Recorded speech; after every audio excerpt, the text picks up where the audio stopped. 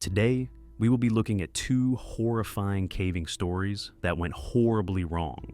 In today's first story, 16 people are going to find themselves trapped in an underground nightmare where nature itself becomes their enemy. While in the second one, we're going to meet two explorers who saw all the warning and no trespassing signs posted right in front of them. Yet, they still decided to ignore every single one of them. As always, viewer discretion is advised. On November 21st, 2021, 16 people walked into a cave in Panama. Not all of them were lucky enough to come out alive. The Cueva Bayano sits about 30 miles, 48 kilometers, east of Panama City, right along the shores of Lake Bayano. It's a tourist hotspot, one of those places where adventure seekers go to see something incredible that nature carved out over millions of years. On this particular Sunday morning, a tour group of 16 people had signed up for what should have been a routine cave exploration.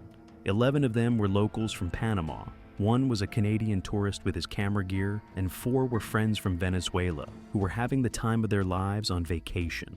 Their guide was a guy who had been doing this for over 10 years. He knew these caves like you know your own house. He could navigate them blindfolded. The man was a professional, and everyone in that group trusted him completely. And why wouldn't they?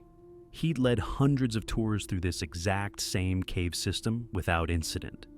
The group geared up, put on their headlamps, grabbed their equipment, and started making their way into the cave.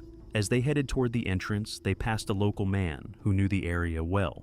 He gave them a friendly wave and watched them disappear into the cave mouth. Everything was going perfectly. The guide was pointing out all the incredible rock formations, sharing stories about how the cave was discovered, and everyone was having an absolute blast. But here's what nobody knew. While they were underground, admiring all these geological wonders, the weather above ground was about to take a very dangerous turn. See, Panama's rainy season can be unpredictable, but what was brewing up there was particularly nasty. Heavy storm clouds were rolling in fast, carrying massive amounts of water that were about to dump all over the jungle above the cave. Limestone caves are carved by water. That's how they form in the first place. Water seeping through cracks in the rock over thousands and thousands of years. And when it rains hard above ground, all that water has to go somewhere. And where it goes is down through those same cracks, into the cave system below. The group had been underground for maybe an hour when their guide suddenly stopped talking. His head tilted to one side like he was listening to something, and he was. He was hearing something that made his blood run cold. The gentle dripping sound that's always present in caves, it was getting louder, much louder. And when you've been guiding cave tours for 10 years, you know exactly what that means.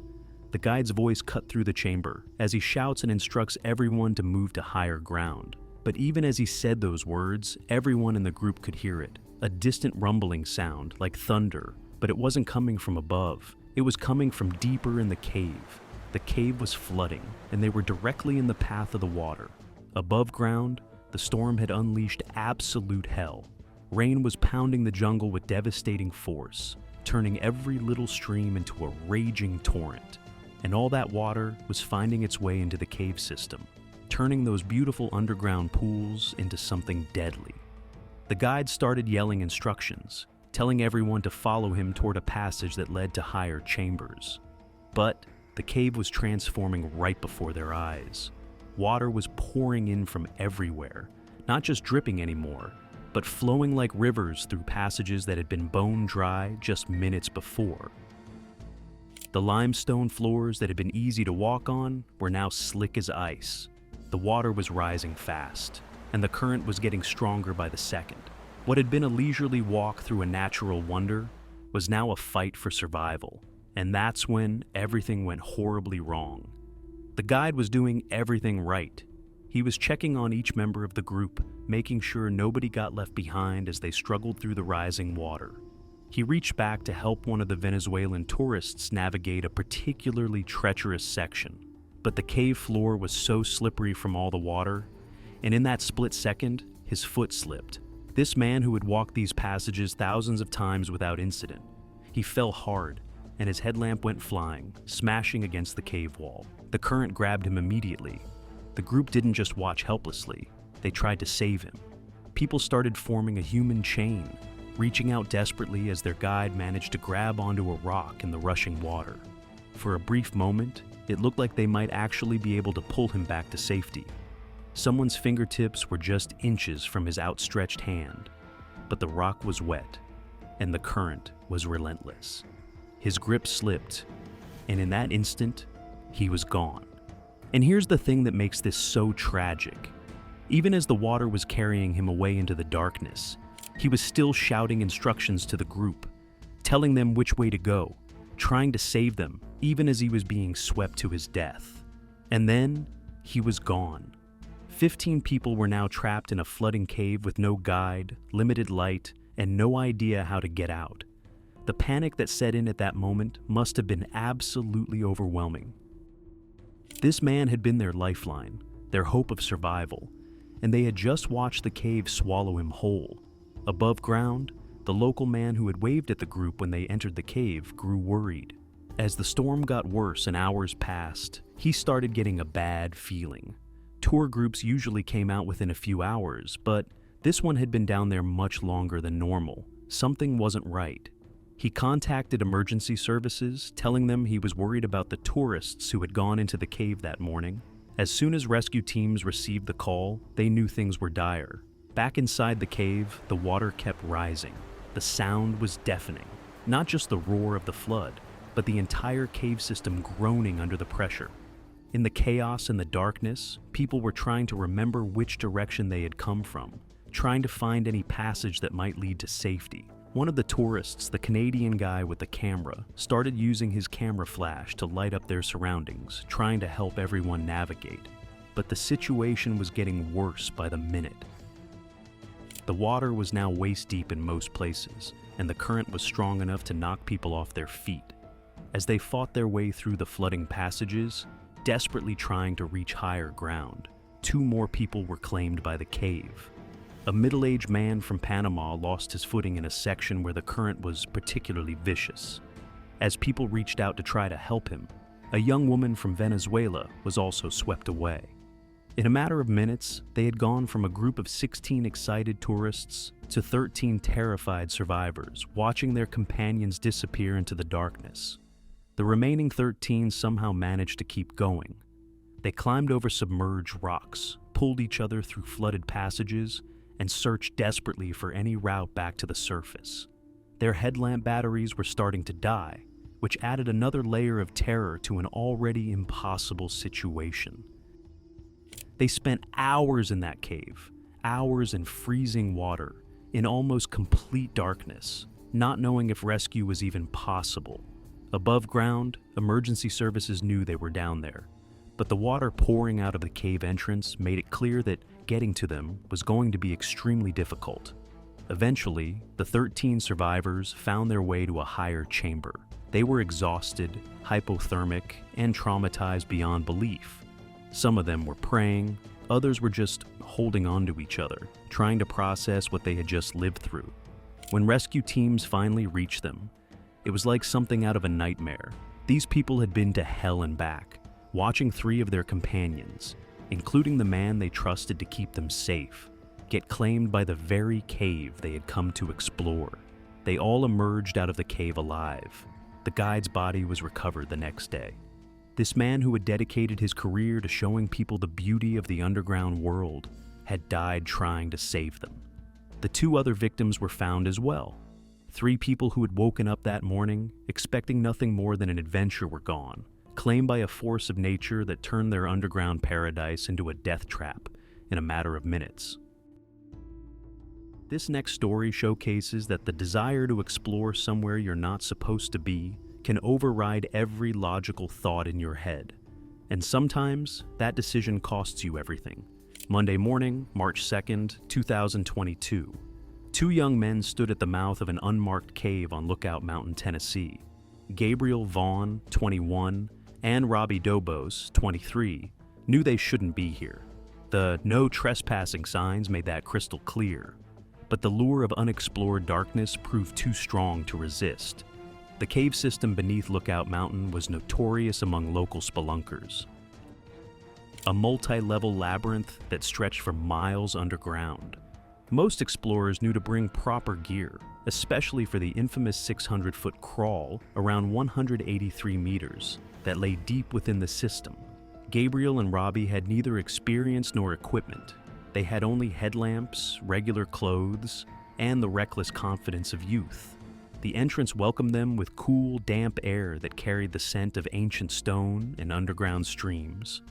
The temperature dropped steadily as they ventured deeper, but excitement and adrenaline kept them warm. Gabriel led the way, his footsteps echoing off wet stone walls. Behind him, Robbie followed. They felt like explorers discovering a new world, completely unaware of the dangers lurking in the mountain's depths. Time became meaningless in the eternal darkness, where their lights created the only reality that mattered. Hours passed unnoticed in the underground realm. They marked their route casually with small stones and scratches on walls, confident they could retrace their steps. The cave seemed to guide them deeper with each turn, each passage promising greater discoveries ahead. Their casual approach to navigation would soon prove catastrophic. The passages grew more complex as they ventured deeper. Tunnels branched off in multiple directions, some leading upward toward unseen chambers, others descending into watery depths. The air grew thicker and more humid. Then came the crawl. The passage narrowed dramatically, forcing them to their hands and knees, then to their bellies. Water seeped constantly through limestone cracks above, creating a shallow stream that immediately soaked through their cotton clothes. For 600 feet, nearly 183 meters, they wriggled forward like earthworms through the claustrophobic tunnel, their lights flickering off wet rock inches from their faces. The crawl seemed to last forever. Cold water penetrated every layer of clothing, leaching precious body heat with each meter traveled. Their breath came in sharp gasps as the tunnel seemed to press down on them from all sides. Panic threatened to overwhelm them, but they pushed forward, driven by the hope of reaching larger passages ahead. When they finally emerged into a larger chamber, their bodies were shaking uncontrollably. The hypothermia had begun its insidious work during the brutal crawl. Their wet clothes clung to their bodies like ice, and their core temperatures were dropping dangerously. What had started as an adventure was becoming a fight for survival. Disorientation set in quickly. The passages all looked identical now under their weakening lights. Their casual trail markers seemed to have vanished, or perhaps their hypothermic minds simply couldn't recognize them anymore. Fear crept in as battery levels dropped and their headlamps began dimming to faint yellow glows. They wandered for hours through identical-looking passages, growing weaker and more confused with each wrong turn. Their voices became slurred, their movements sluggish. The cold was winning, and they knew it. Seeking shelter, they huddled together in a small chamber deep in the farthest reaches of the cave system, hoping someone would find them before it was too late. Tuesday came and went in the world above, while Gabriel and Robbie remained trapped in their underground prison, growing weaker as hypothermia tightened its grip. The call came Tuesday evening when worried families contacted the Chattanooga Fire Department. 2 young men had failed to return from what family members reluctantly admitted was an unauthorized cave exploration. The location, somewhere in the restricted cave systems beneath Lookout Mountain. The lieutenant there had been with the rescue service for 15 years. She knew Lookout Mountain's underground maze intimately. Every passage, every dangerous crawl, every dead end where lost explorers might seek refuge. The mountain held secrets that could trap the unprepared for days. Her team assembled quickly. The rescue would require specialized equipment for the notorious 600-foot crawl, a section that challenged even experienced cavers. They loaded wetsuits, thermal blankets, emergency food supplies, and powerful LED arrays that could illuminate entire chambers. The search began immediately, but Lookout Mountain's cave system was vast. Miles of passages spread across multiple levels, connected by narrow shafts and treacherous crawls. The team knew that hypothermic victims often became disoriented, sometimes traveling deeper instead of toward exits. The rescue operation was complicated by the cave's location near active Norfolk Southern railway lines. Vibrations from passing freight trains could destabilize loose rock formations, creating additional hazards for both victims and rescuers. Rescuers coordinated with railway dispatch to minimize train traffic during critical search phases. The team split into groups, each taking different sections of the mapped cave system. They moved methodically, calling out every few minutes and listening for responses. The search continued through the night, with fresh teams rotating in as others rested. At 3:45 a.m. Wednesday morning, rescuers' radio crackled with the news they'd been hoping for. The advance team had found voices echoing from the farthest known section of the cave system, nearly 2 miles, 3.2 kilometers, from the entrance and deep underground. Gabriel and Robbie were discovered huddled together in a small chamber, conscious but severely hypothermic. They had been lost for over 36 hours, their clothes still damp from the brutal crawl that had started their ordeal. Their core body temperatures had dropped dangerously low, and confusion clouded their thinking. Rescuers immediately provided warm clothing and emergency food supplies. The young men were weak but mobile, able to walk with assistance. However, the journey back would take them through the same 600-foot crawl that had nearly defeated them on the way in. This time, they had help. Rescue team members guided them through the narrow passage, providing constant encouragement and monitoring their condition. Emergency heat packs kept hypothermia from worsening during the lengthy extraction. The rescue effort required Norfolk Southern to halt train traffic for several hours, causing significant delays throughout their rail system. The cost of the operation extended far beyond the rescue team's resources, affecting freight schedules across multiple states. By dawn Wednesday, Gabriel and Robbie emerged from the cave entrance they had entered 2 days earlier. Paramedics waited with warming blankets and hot beverages, checking vital signs and monitoring for complications from their extended hypothermia. Both young men recovered fully, but faced potential criminal trespassing charges for their unauthorized exploration. The cave system remained off limits for good reason. Its dangers had been proven once again by 2 explorers who learned the hard way that experience and proper equipment aren't optional underground. For the lieutenant and her team, it was another successful rescue mission beneath Lookout Mountain. The mountain had tested 2 young adventurers and found them unprepared, but human skill and determination had brought them safely home.